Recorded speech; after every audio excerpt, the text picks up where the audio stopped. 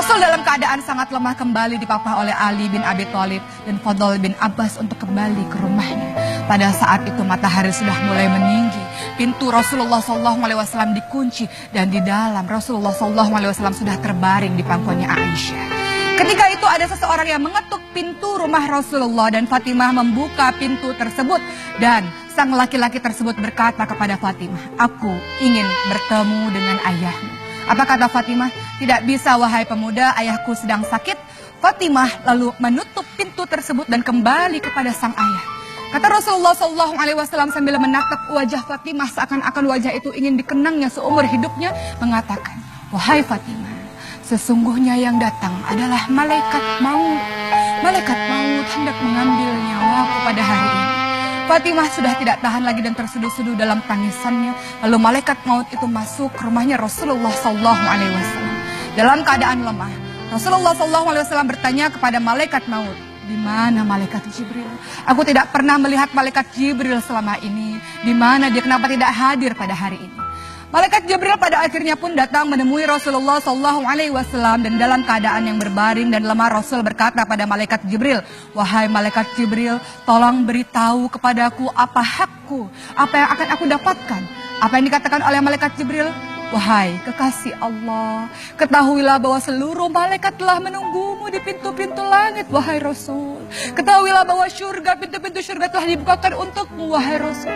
Tapi apa jawaban Rasul? "Lalu bagaimana dengan umatku? Ketika aku pergi nanti bagaimana dengan umatku?" kata Rasul. Kemudian malaikat Jibril mengatakan, "Siapa yang mencintaimu, siapa yang mengikuti sunnahmu akan bersama denganmu di surga Allah, wahai Rasulullah." Kemudian yang terjadi adalah malaikat Israel mulai mengambil nyawa Rasulullah perlahan-lahan dari kakinya, perlahan-lahan ditariknya. Kemudian Rasulullah SAW mengatakan, "Wahai malaikat maut, dahsyatnya sakaratul maut ini. Sakit sekali sakaratul maut ini. Kalau aku tahu rasanya seperti ini, tolong timpakan seluruh rasa sakit sakaratul maut seluruh umatku kepadaku, wahai malaikat maut. Aku tidak ingin mereka merasakan kesakitan yang amat dahsyat seperti ini."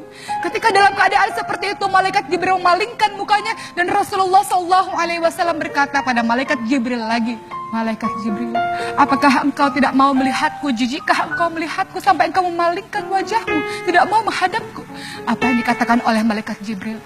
"Wahai kekasih Allah, tidak ada orang yang mampu melihat wajah kekasih Allah dalam keadaan sakit seperti ini. Tidak akan ada orang yang rela melihat wajah kekasih Allah dalam keadaan yang hendak mati seperti ini. Aku tidak sanggup untuk melihatmu, wahai Rasul."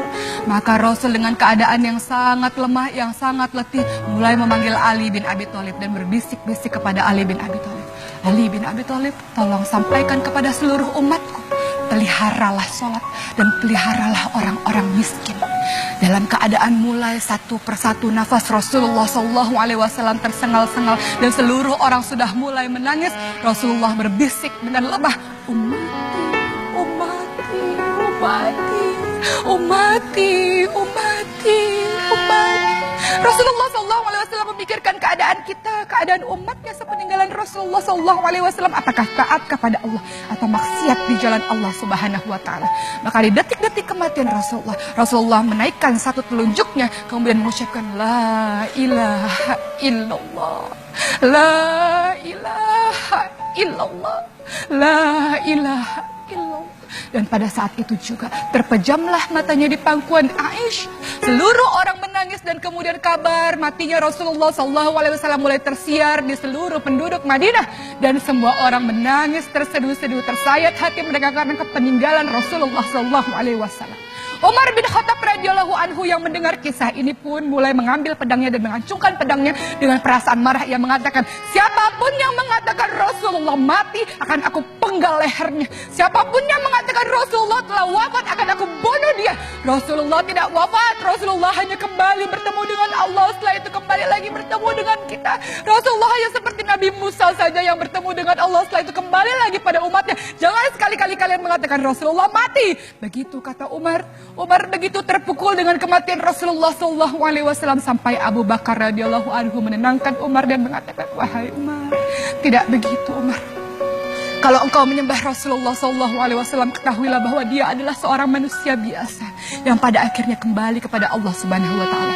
Tapi ketika engkau menyembah Allah Subhanahu wa Ta'ala, Allah itu maha abadi, Allah itu tidak pernah mati, maka sembahlah Allah Subhanahu wa Ta'ala. Inilah kisah bagaimana detik-detik wafatnya Rasulullah SAW. Kita mengaku mencintai Rasulullah, maka apa bentuk aplikasimu dalam mencintai Rasulullah? Perkataanmu, salawatmu, dan tindak tandukmu untuk mengikuti sunnah Rasulullah adalah bukti cinta kepada Rasulullah. Kita mengaku rindu pada Rasul. Tentu pada satu hari kita ingin berkumpul pada Rasul di syurganya Allah.